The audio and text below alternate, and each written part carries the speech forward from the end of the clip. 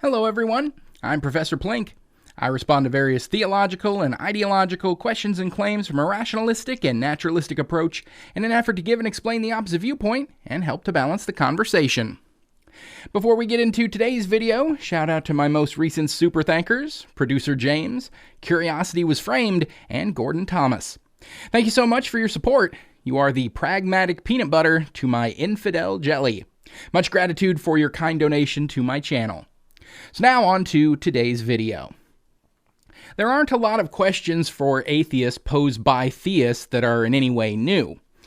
Like theists' arguments themselves, their questions all tend to be tired, ill-conceived, and so often repeated that anyone who's been an atheist for more than a week has likely heard them all before. But every so often, you come across some questions for atheists that are at least different enough from all the others that it can warrant some measure of attention. And since my channel began by answering questions for atheists, I do try to revisit that motivation from time to time. And I came across a video, it's several years old now, from someone called Dr. Perry Brimma, who's come up with 15 questions for atheists. And while a couple of them are old hat standard questions for atheists that we've all likely heard several times before, there are some unique ones in here. So why not dive in and address them all while I'm at it? So let's let Perry kick things off and get the ball rolling for us. The first question is, what is the purpose of your existence? Okay, so this is one of the common questions atheists get all the time. The purpose of my existence is whatever I choose it to be. Theists can't seem to wrap their heads around the idea that there can be any kind of purpose to a person's life if it's not imposed upon them by a higher being. But the ironic reality is that there really is no difference between an atheist and a theist where life purpose is concerned. Both an atheist and a theist do the same thing. They choose their own purpose in life for themselves. Whatever that is, whether that's their vocation, their career path, or whether it's the family that they choose to make for themselves, or where they choose to live, kind of house they want to live in, the particular neighborhood, their hobbies that they spend an exorbitant amount of time and energy focusing on, the areas of study that they try to gain knowledge or some mastery of. All of these things are self-chosen by absolutely everyone.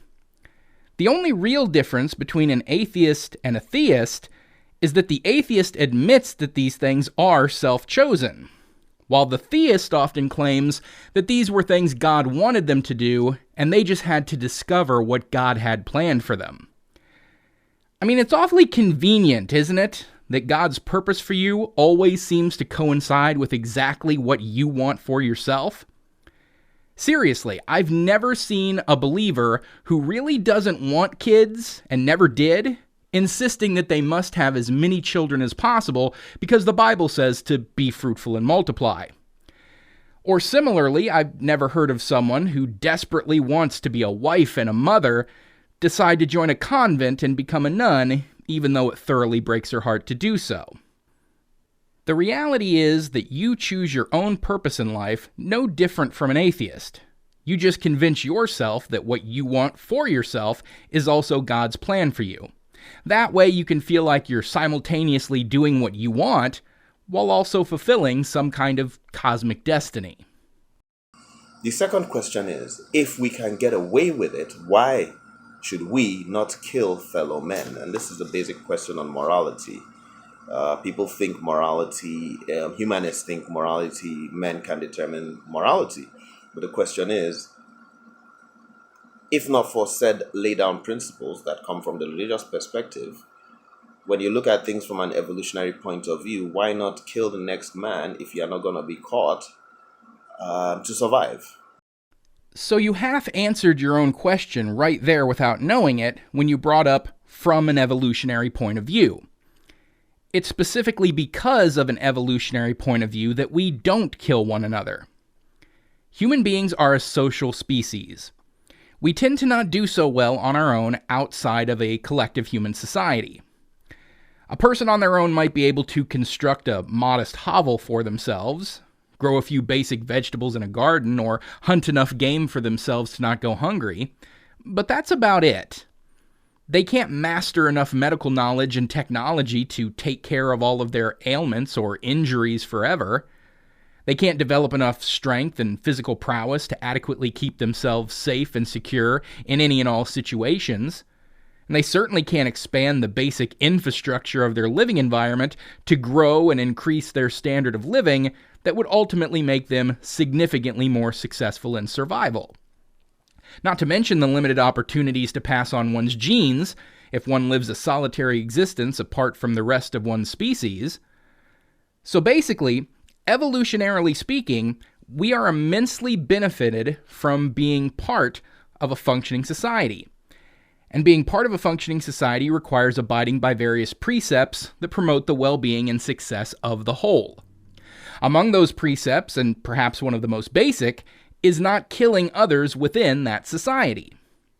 Moreover, and going deeper than that, it's not just begrudgingly following those kinds of rules that promote success for a species, but developing actual desire to help and care for those other members of your society that makes a big difference.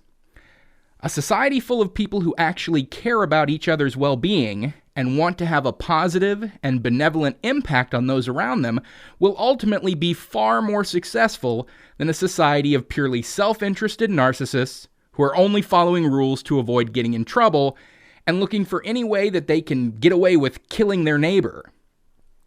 So even the morality that you hold to be spiritual, God-given aspect of ourselves can be seen as an evolutionary adaptation to allow for greater collective success as a species. The third question is, why should man conserve the environment? Why conserve the environment? Nature, there have been, meteorites or asteroids have struck the earth, and due to these processes, according to evolution, these are the reasons why we are here, because of catastrophic events. So all of a sudden, why is it our responsibility to starve ourselves of things we can do? We can make nuclear bombs, we can drop them, we can burn things, we can, cause global warming. At what point and for what reason and with what justification is man suddenly in charge of preserving the environment? Is this a serious question? Why should we preserve the environment if there's no God? Because we live here, pal! We kind of have a vested interest in the world we inhabit continuing to be able to not only support life, but to support our specific kind of life in a manner that we would find preferable. We shouldn't nuke our planet into an irradiated wasteland because... Hold on to your butts. We can't survive in an irradiated wasteland. Perry, if you start feeling a bit cold, why not just set your house on fire? That would certainly solve that problem, wouldn't it? Might cause a whole host of far greater problems, but hey, why think about any of the consequences of our actions, right?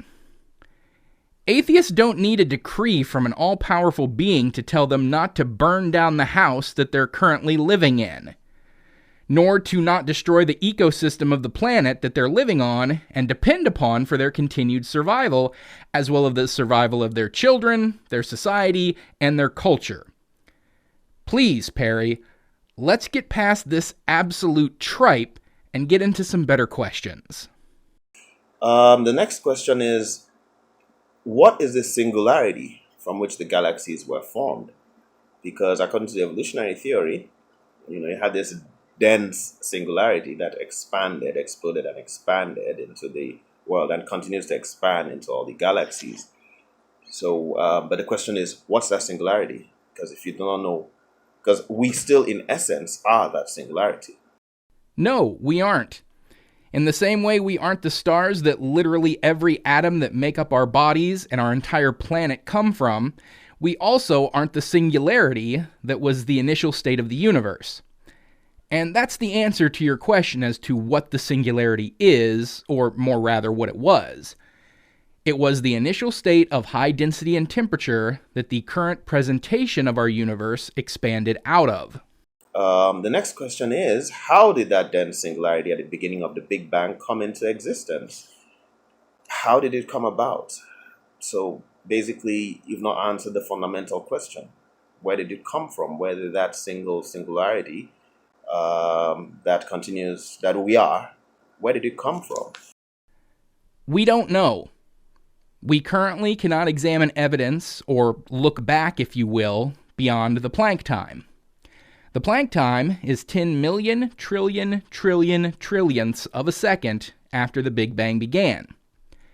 And since the Big Bang was the expansion of the current presentation of our universe out of the initial state of high density and temperature called the singularity, our current inability to look back farther than the Big Bang prohibits our exploration of where the singularity came from, if indeed it actually came from anywhere and was not just a brute fact of atemporal existence. Because that's the kind of existence that we're talking about here. Atemporal. Before the Big Bang, if that even makes sense, it would have been atemporal existence, without time. Because current models of the early expansion of the universe have it that time itself came into existence along with the universe as a result of the Big Bang. So there literally was no before the Big Bang. And since something coming into existence is a fundamentally temporal process, i.e. something doesn't exist and then something occurs that causes it to come into existence where it didn't exist before. This entire line of thinking requires existence of time to function. So even asking what caused the singularity to come into existence is a nonsensical question in light of the non-existence of time for such a process to take place. But even though we don't know the nature of existence at the moment of the Big Bang yet, that's no reason to assume that science will never be able to answer what is currently unknown about it. So saying we don't know is a perfectly valid answer when we don't, in fact, know the answers. But it is not acceptable to latch on to a pleasant story that posits an unsubstantiated answer because, hey, at least it's an answer. And that's all any God creation account is, a pleasant story to alleviate the uncertainty of not knowing. The next question is, can something come into existence out of nothing? If not, how do you explain the last two questions? I don't know if it's possible for something to come from nothing, because it largely depends on how you're defining nothing. If you mean nothing in the way Lawrence Krauss defined nothing, as merely a null energy state, then that is possible. Certainly the laws of physics would bear out that it is possible for something to come from that. But if you're meaning a more philosophical nothing, which theists often mean when they ask this "can something come from nothing" question, that would be more described as the absence of any existence whatsoever. Then the question itself seems illogical. How can this kind of nothing exist at all? Because if this nothing existed, then it would exist, and therefore it would be something, and therefore not nothing. I'm not convinced that this kind of philosophical nothing is even possible, let alone that it was some kind of early state that the singularity came out of. I would be more apt to assert that the initial state of high density and temperature called the singularity, again existing atemporally, did not come into existence at all and was just a brute fact of existence. Since the nothing that you're likely referring to seems to be an existential impossibility, then something had to exist.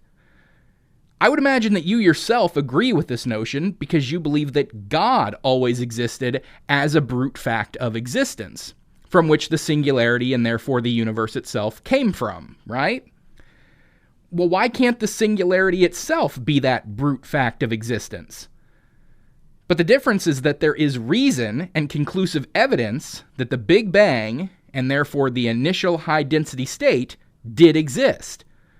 There's no such conclusive evidence as to the existence of a creator God.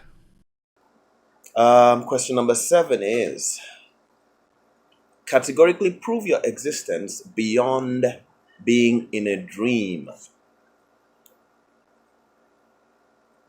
the only test I know so far to prove that you're not in a dream is to pinch yourself. And that's a stupid test. Of course, pinching yourself doesn't prove anything. So why bother? And this deals with the whole concept of materialism. You know, we struggle to buy that BMW. You struggle to achieve things. You even want to eat food. Would you do those in your dream? I don't see what this question has to do with materialism.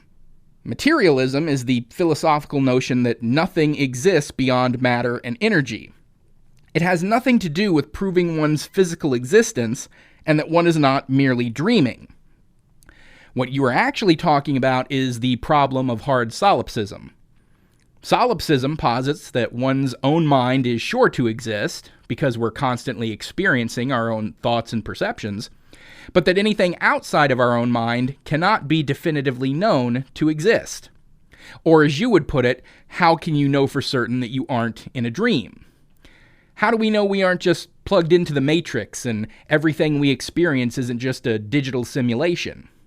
How can we be sure that we aren't computer characters created in a highly advanced computer program, and that we have no physical existence, but are merely complex strings of binary code in some advanced civilization's computer game? Well, the answer is, we can't know that definitively. Ah, Bicker, that's an extremely interesting theological question. Who are any of us? And if, in fact, we exist at all? Well, I have a syllogism that answers that problem. It goes like this. All pigs exist.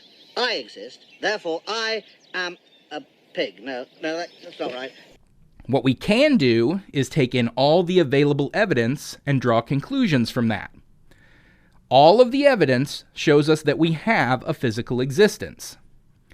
Could all that evidence be part of the system meant to trick us? After all, wouldn't all the evidence in a dream seem to show that you weren't dreaming?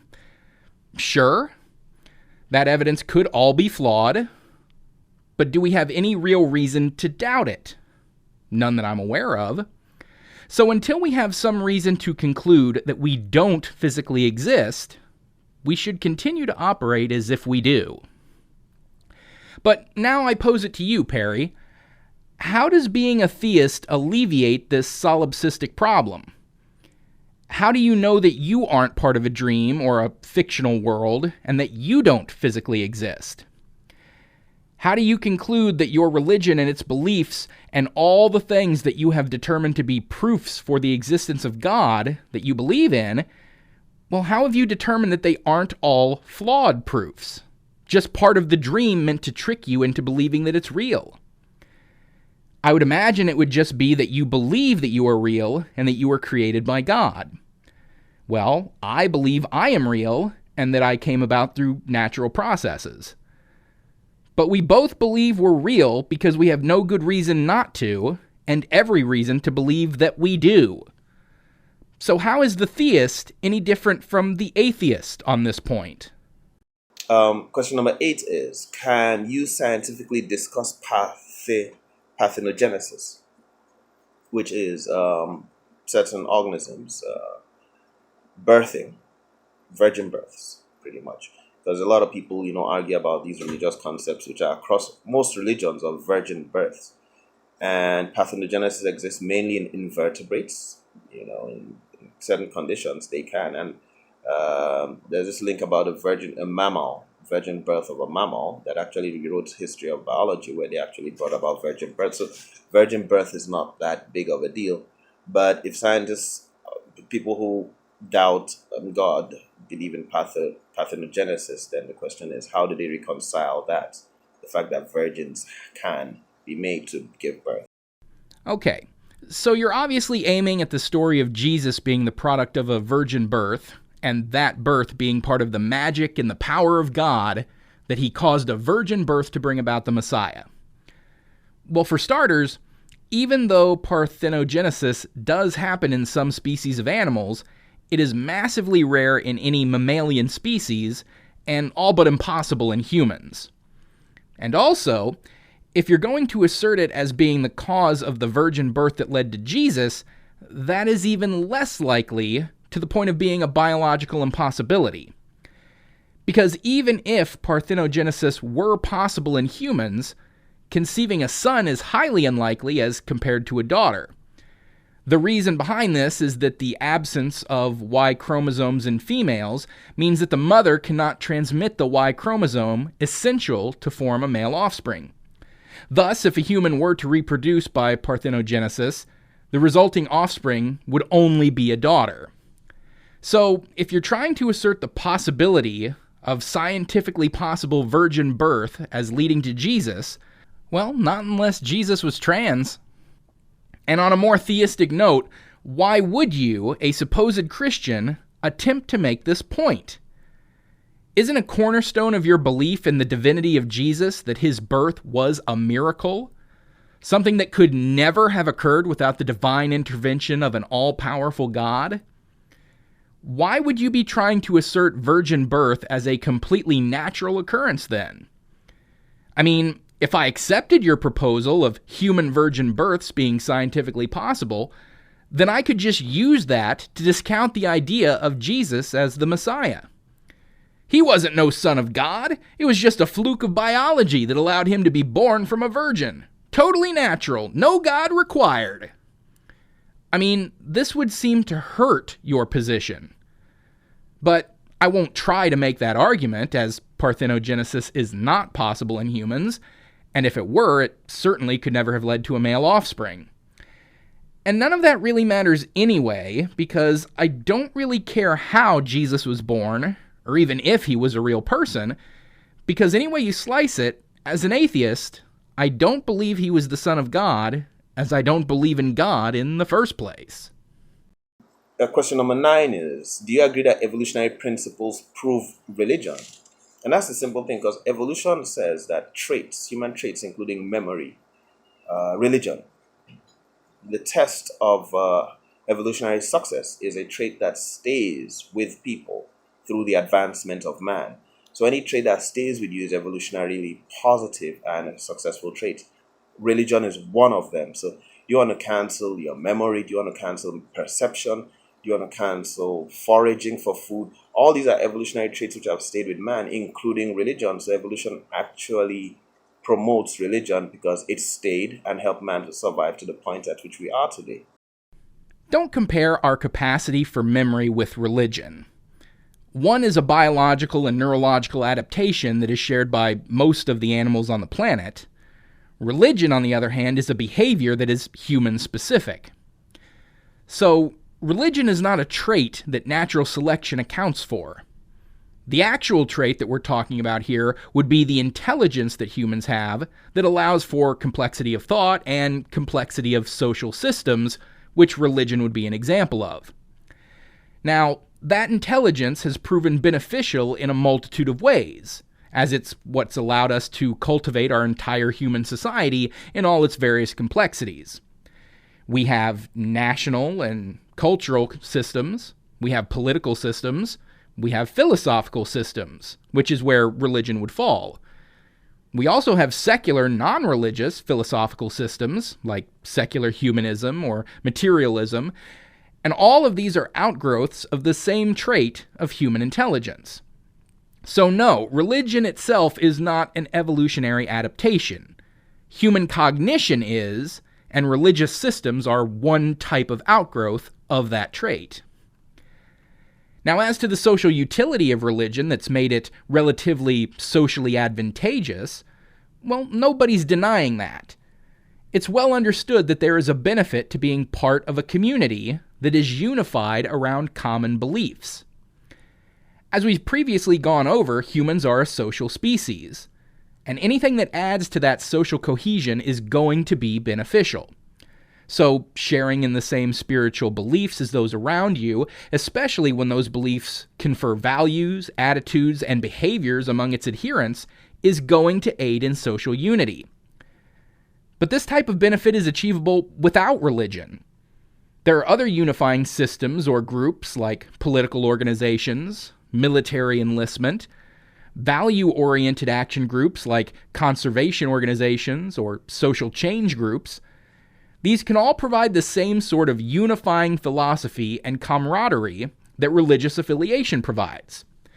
So even when it comes to religion's social utility, it's achievable through secular means. But then, on to a more important question, is that the benefit of religious organizations or religious beliefs themselves says absolutely nothing about the truth of the religious claims. Just because you can assert that certain widely held beliefs are useful to a community or society does not automatically mean that those beliefs are true. I mean, if I were in charge of raising a community of 100 children, isolated from the rest of society, and as they grew I wanted them to follow certain rules, I could easily tell them tales of an evil monster who would come and steal them away in the night if they were bad and broke the rules. But that there was a good and kindly man who would come and leave presents as rewards for them for being good and following the rules. Well, this would certainly lead to more pro-social behavior among the children, as well as it leading to enhanced social cohesion among the kids due to shared beliefs that would instill values, influence their attitudes, and compel behavior. It would certainly be useful, no doubt, but that doesn't mean that there actually is a child-stealing monster waiting to punish them, or a kindly old man waiting to reward them. Similarly, despite the fact that it's useful in establishing more pro-social behavior to believe that there's an evil monster called Satan waiting to punish bad people who break the rules after they die, but a good and benevolent paternal figure called God waiting to reward good people after they die in a place called heaven, well, the usefulness of those stories doesn't automatically make them true. The next question is, why do you sleep? Scientists just can't figure it out. Religion has its answers to it, including some form, depending where, God takes souls away and returns them when you wake up. So religion has its understanding of sleep, but why do you sleep? Science has no answer to sleep? Seriously? Read a book, Perry. There are numerous reasons that most animals develop sleep cycles, both physiologically and neurologically. For one, it lowers the energy usage of the body by slowing down respiration, heart rate, digestion, and basically all normal physiological processes. This allows more energy to be freed up for things like the immune system to work on attacking foreign bodies and contaminants. This is why sleep and rest is often recommended in getting over illnesses and healing from injuries. Neurologically, it's crucial in consolidating daily memories and transferring them from short-term memory to long-term memory. Also, our brains are the biggest single energy drain of our bodies, accounting for consuming about 20% of our body's total energy throughout a day. So in order to go into a state of lower energy consumption, in order for things like healing and immunoresponse to take place, the biggest energy draw certainly needs to be shut down. And as to your stated idea that we sleep so God can take our souls and return them when we wake, well, correct me if I'm wrong, but your religion posits that only humans have souls, right? Animals don't. Yet most animals sleep just like we do. And I'm not talking about just dogs and cats and things that Christians might tell their kids have souls also, because no one wants to tell their 5-year-old that Fluffy doesn't get to go to heaven. But even insects sleep. Basically, every creature with a central nervous system engages in some form of sleep, and for largely the same reasons that humans do. We need to keep our brains and bodies working correctly, and sleep is how we do that. Seriously, Perry, this can all be found in 5 seconds with a Google search. And you claim science doesn't have any idea why we sleep? Get real. Question number 11 is, why do you yawn? A variety of reasons for the autonomic process of yawning exists. Things like relieving pressure on your eustachian tubes, grabbing more oxygen when you're getting tired, and low energy reserves are causing the slowing of things like heart rate and respiration. As a way of waking up the brain or body when one's falling asleep in situations where one needs to remain awake. I.e., say you're driving and tired, and frequent yawning helps to keep you awake until you can get to your destination and actually go to sleep safely. I mean, after all, we don't yawn when we're asleep. There's also a pro-social and empathetic yawning behavior, which is why you'll often yawn when you see someone else yawn. Basically, there are lots of natural, non-religious reasons to yawn. But I'm curious as to what you think the reason is for human yawning from a religious perspective. Because you didn't even bother to give one. What, is it like the old wives' tale about sneezing? That it's the soul trying to escape the body, and saying bless you to someone who sneezes or yawns crams the soul back in? Question number 12 is it's an evolutionary question again. It's bilateralism. Human beings, you are bilateral. You have you move with two sides. Question is, if you are developing two sides, how come both sides are harmonious, congruous, the same? Why don't I have a blue eye here? Can anybody who's talking strictly based on evolutionary principles explain why I don't have a square eye here? You can't develop two sides to harmonize. The bilateralism is something people just don't understand. Different colored eyes. Yeah, that's just crazy talk, right? No, but bilateral symmetry makes the most sense, evolutionarily speaking. I mean, why would you develop a square eye on one side and a round eye on the other? What would be the advantage of that? I mean, having two eyes makes sense as it allows for greater depth perception and a wider field of vision than a single eye alone, but what would be the advantage of one eye being one shape and another eye being different?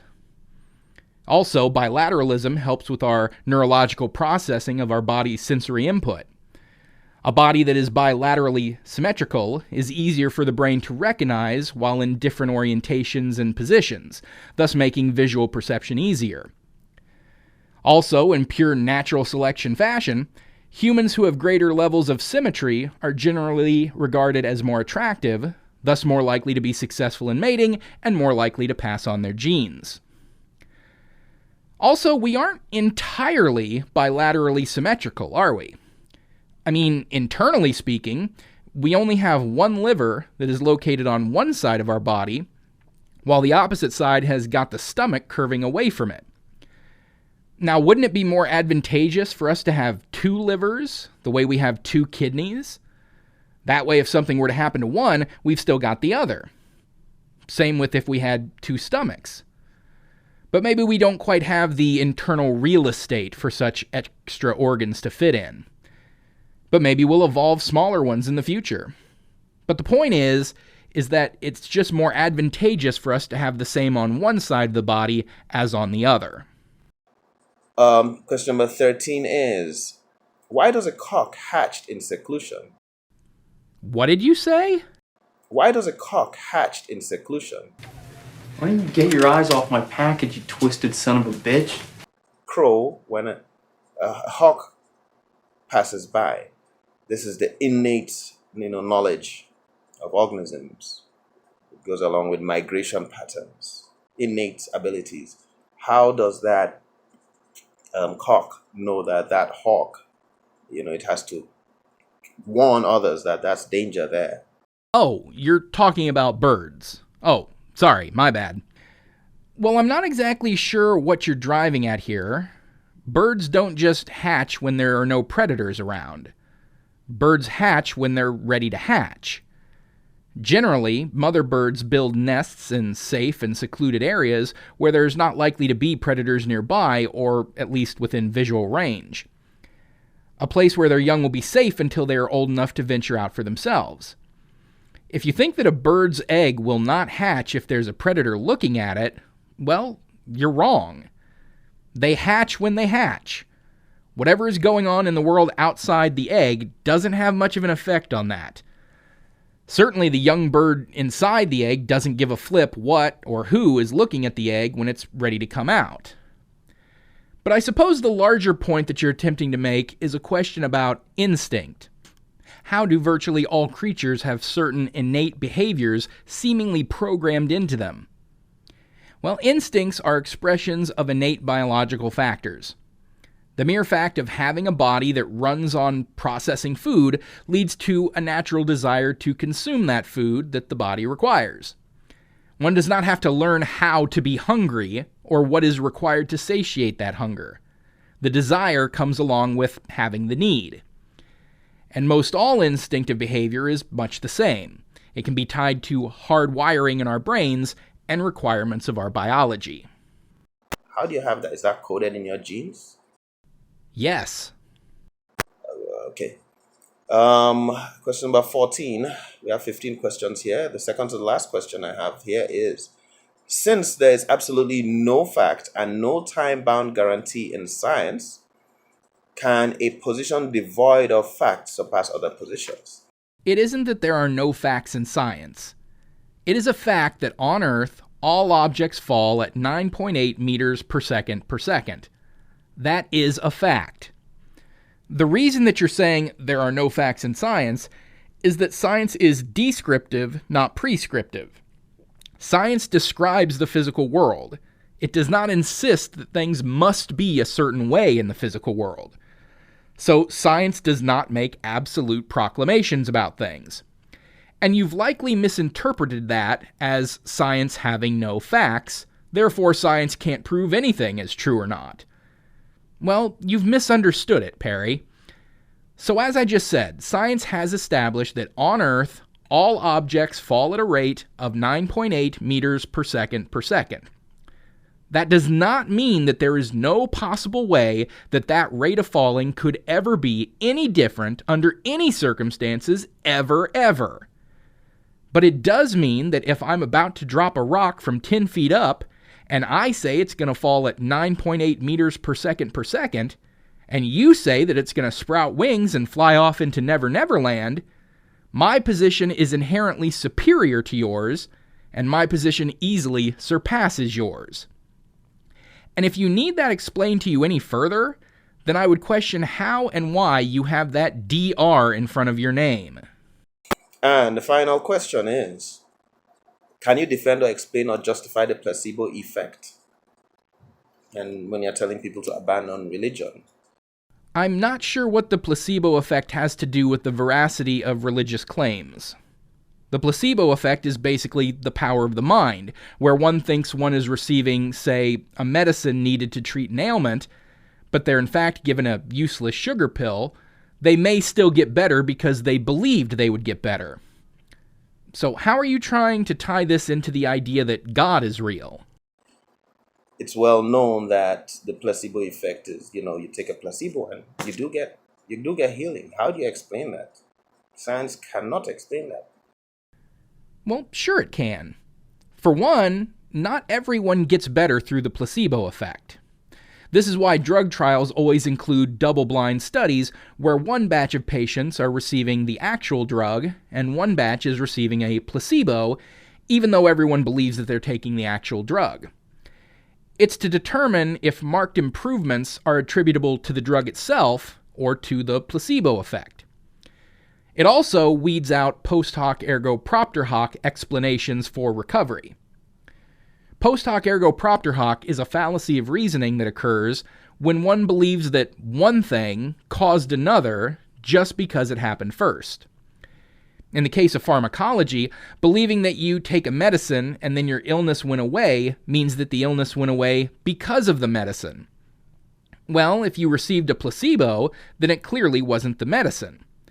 It may have been your own immune system that kicked in and overcame the illness. It may have been other factors in your diet or environment that aided in your body overcoming it.